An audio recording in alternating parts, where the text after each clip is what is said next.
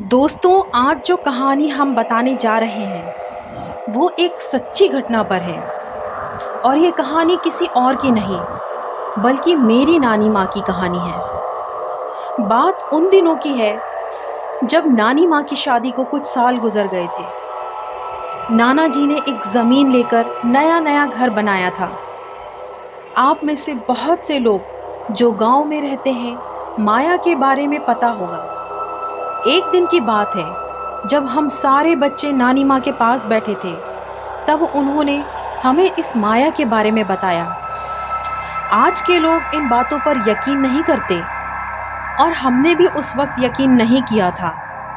जब नानी ने कहानी बतानी शुरू की तब उस वक्त उनके चेहरे के डर ने हमें उस कहानी पर यकीन करने पर मजबूर कर दिया।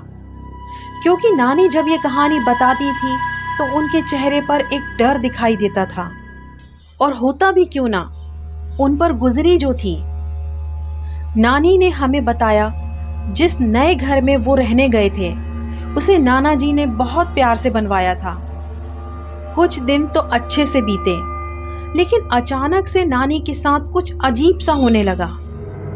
उन्हें हर गुरुवार की रात को सपने में माया दिखाई देती। अब आप में से बहुत से लोग ये सोच रहे होंगे कि आखिर ये माया है कौन।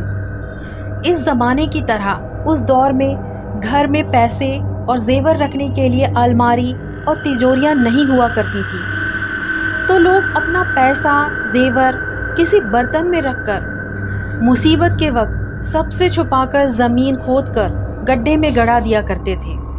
और वो जेवर पैसा कई सालों तक जब उसे कोई ना निकाले तो उसमें जान पड़ जाया करती थी और वो बाहर आना चाहती थी, जिसके लिए वो किसी भी इंसान को जो उसके नज़दीक रहता हो उसे सपने में एक खूबसूरत लड़की की शक्ल में दिखाई देती और खुद को माया कहती थी।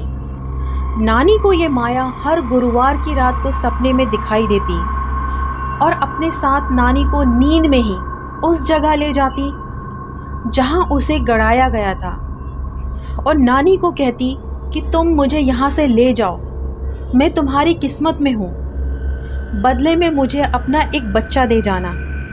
फिर फौरन वो लड़की सोने के जेवरों में बदल जाती और नानी जब उन जेवरों को छूने की कोशिश करती तो फौरन ही वो जेवर एक लाल रंग का सांप में बदल जाते, जो नानी को काटने उनके करीब आता तो नानी के डर से आँख खुल जाती। उस वक्त वो नींद में ही होती और जैसे ही उनकी आँख खुलती वो तुरंत अपने घर की तरफ दौड़ती।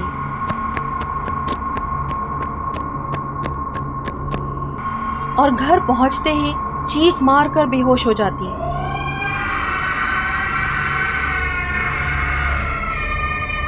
पूरे हफ्ते नानी की तबीयत इसी वजह से खराब रहती।